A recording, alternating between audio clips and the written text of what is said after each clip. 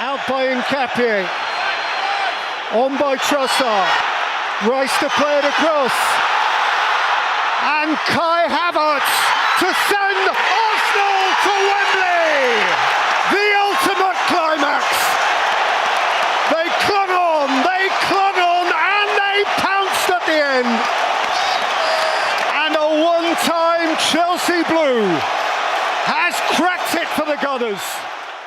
መድፈኞቹ ለመጨረሻ ጊዜ የእንግሊዝ ሊግ ካፕ ዋንጫን ሲያሸንፉ አሁን ያሉት የአሰልጣኝ ሚኬል አርቴታ ተጫዋቾች አንዳቸውም አልተወለዱም ነበር። በስብስብ ውስጥ በእድሜ አንጋፋው ተጫዋች ክርስቲያን ኖርጋርድ 32 ዓመቱ ሲሆን በእድሜ ትንሹ ማክስ ዶማን የ16 ዓመት ታዳጊ ነው። አርሰናል በ1993 ሼፊልድ ዌድነስዴይን 2-1 በማሸነፍ ለመጨረሻ ጊዜ የወሰደውን የካራባው ካፕ ዋንጫ ከ3 አስርት ዓመታት በኋላ በድጋሚ ለማሸነፍ ዌምብሌይ ደርሷል። Marino into the path of Gyökeres, laid off for Zubamendi to strike.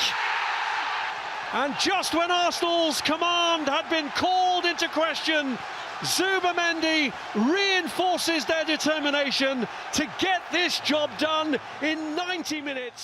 በፕሪሚየር ሊጉ ለዋንጫ የተፎካከሩ የሚገኙ ሁለት ግዙፍ ክለቦች በ2025-26 የውድድር ዘመን የመጀመሪያውን ዋንጫ ለማሸነፍ ለቀሪዎቹ ዋንጫዎችም የስነ ልቦና ከፍታን ለመላበስ በዌምብሌይ የፍጻሜ መድረክ ይፋለማሉ። አርሰናል ከማንቸስተር ሲቲ። Matheus Nunes for Omar Marmoush. Brilliant goal. Brilliant goal by Omar Marmoush, who has two. Manchester City have three, and they have 1 foot in the quarter-finals. በሊግ ካፕ ውድድር ደጋግሞ የነገሰው የፔፕ ጓርዲዮላው ማንቸስተር ሲቲ በውድድሩ ታሪክ ከሊቨርፑል እኩል 10ኛውን የሊግ ዋንጫ ለማሸነፍ ለመጨረሻ ጊዜ ትልቅ ዋንጫን ከ6 ዓመታት በፊት በኤፍኤ ካፕ ያሳካው አርሰናል ለ6 ጊዜ ፍጻሜ ደርሰው ያጡትን የሊግ ካፕ ዋንጫ ለ3ኛ ጊዜ ለማሸነፍ እሁድ ምሽት 1 ሰዓት ተኩል ጀምሮ 90,000 ተመልካቾችን በሚያስተናግደው ግዙፉ ዌምብሌይ ይጫወታሉ። Haaland, that's a nice ball. Now Reinders. And look at Haaland bombing on. Reinders, Haaland, that is a brilliant goal. የሊግ ካፕ ውድድርን 3ኛ ዙር ላይ የተቀላቀሉት መድፈኞቹ ለፍጻሜው ከመድረሳቸው አስቀድሞ ፖርት ቬል፣ ብራይተን ሆቭ አልቢየን፣ ክሪስታል ፓላስን ረትተዋል።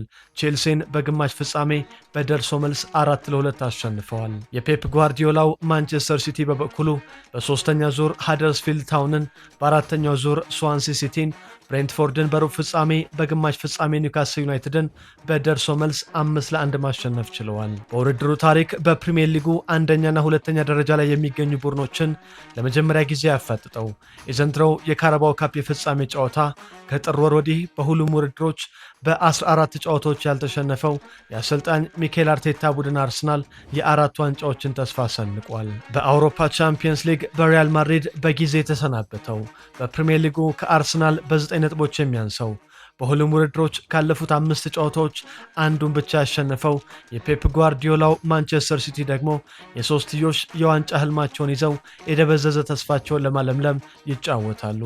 5 minutes of stoppages remain. This is Martinelli. It's a great run over the top of Donnarumma, and it's in the 93rd minute.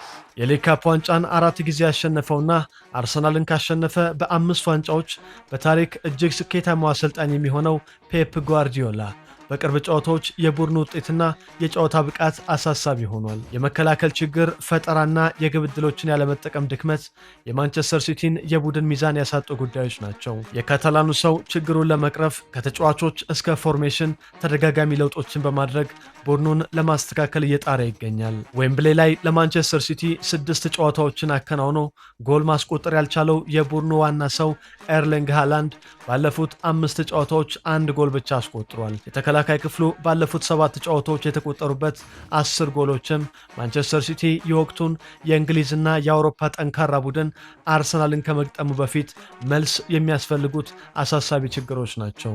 ዘንድሮ በ4 የተለያዩ ውድድሮች አስደናቂ ጉዞን እያደረገ የሚገኘው አርሰናል ከጨዋታ ስታይልና አዝናኝነት ጋር በተያያዘ ከቀድሞ ተጫዋቾችና ከተፎካካሪ ቡድን ደጋፊዎች ተደጋጋሚ ወቀሳ ቢቀርብበትም የአሰልጣኝ ሚኬል አርቴታ ቡድን በእንግሊዝና በአውሮፓ የወቅቱን የራሱን አስፈሪ ቡድን ስለመገንባቱ ጥያቄ የሚያነሳ ያለ አይመስልም። በመከላከል ጥንካሬና ጨዋታን በመቆጣጠር የላቀው የመድፈኞቹ ስብስብ ዘንድሮ በሁሉም ውድድሮች ከ49 ጨዋታዎች በ25ቱ ጎል አልተቆጠረበትም። ከተከላካይ እስከ አጥቂ ድረስ ከተለያዩ ተጫዋቾች ጎሎችን የሚያዘንበው በክፍት ጨዋታና በቆመ ኳስ ጎሎችን እንደ ልብ በማስቆጠር በአውሮፓ በባየርን ሚኒክ እና በባርሰሎና ብቻ የሚበለጠው እንደ ዴክላን ራይስ፣ ኤቤሬች ኤዜ፣ ዊሊያም ሳሊባ እና ዴቪድ ራያን የመሳሰሉ ልዩነት ፈጣሪ ኮከቦችን የያዘው አርሰናል በጥሩ ብቃት ላይ ሆኖ የካራባኦ ካፕ የፍጻሜ ጨዋታውን ያከናውናል። አርሰናል ከ6 ዓመታት በፊት ለመጨረሻ ጊዜ ትልቅ ዋንጫ ሲያሸንፍ በኮቪድ ምክንያት ግዙፉ ዌምብሌ ተመልካች አልባ በነበረበት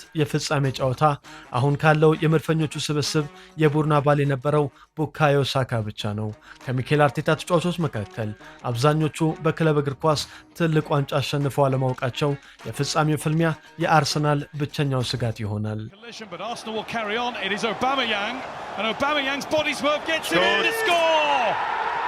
It is just what Pierre-Emerick Aubameyang does, and he's got another 2 today.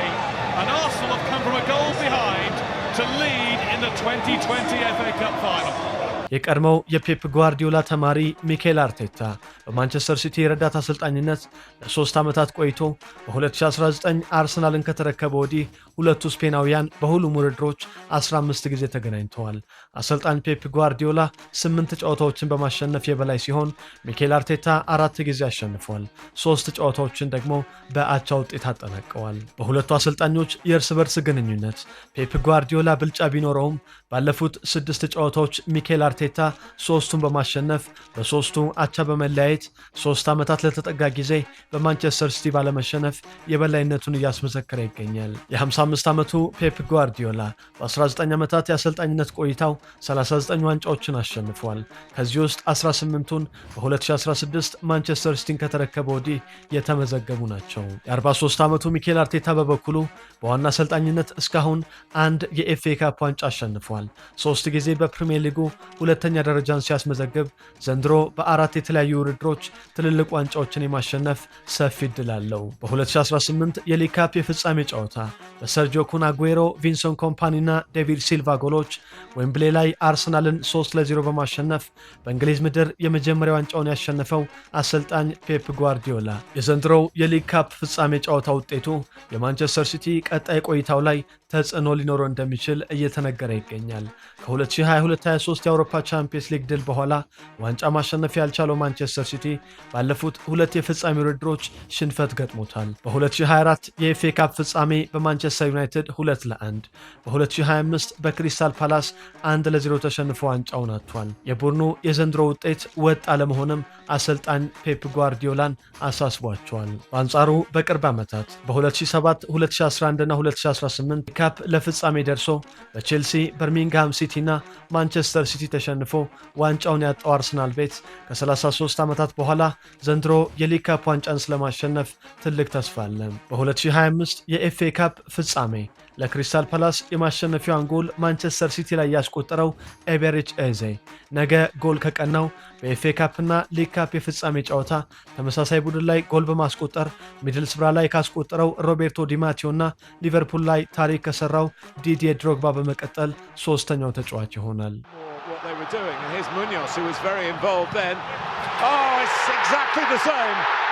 Eze arrives on the scene, the same as the semi-final, the same as at City, and with their first blow struck in anger, Crystal Palace take the lead.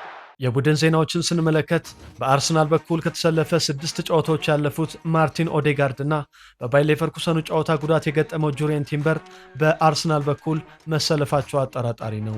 ዘንድሮ በካራባኦ ካፕ ሁሉም ጨዋታዎች ለአርሰናል የተሰለፈው ግብ ጠባቂ ኬፓ አሪዛባላጋ ቋሚ ይሆናል ወይስ ዳቪድ ራያ ይሰለፋል ለሚለው ጥያቄ አሰልጣኝ ሚኬል አርቴታ መልስ አልሰጠም። በማንቸስተር ሲቲ በኩል የጂያንሉጂ ዶናሩማ ተጠባባቂና በካራባኦ ካፕ ሁሉም ጨዋታዎች የተሰለፈው ጄምስ ትራፎርድ በፍጻሜ ጨዋታ እንደሚሰለፍ አሰልጣኝ ፔፕ ጓርዲዮላ አረጋግጧል። በዘንድሮው የካራባኦ ካፕ ውድድር በሩብ ፍጻሜ ከክሪስታል ፓላስ ጋር አርሰናልን የገጠመው የማንቸስተር ሲቲው የመሃል ተከላካይ ማርክ ጌይ በፍጻሜ ጨዋታ አርሰናልን መግጠም አይችልም። ይህንን ተጠባቂ የፍጻሜ ጨዋታ የ43 ዓመቱ ፔተር ባንክስ በመሃል ዳኝነት ይመሩታል። ጆን ብሩክስ የቫር ቦታ ላይ ተሰይመዋል።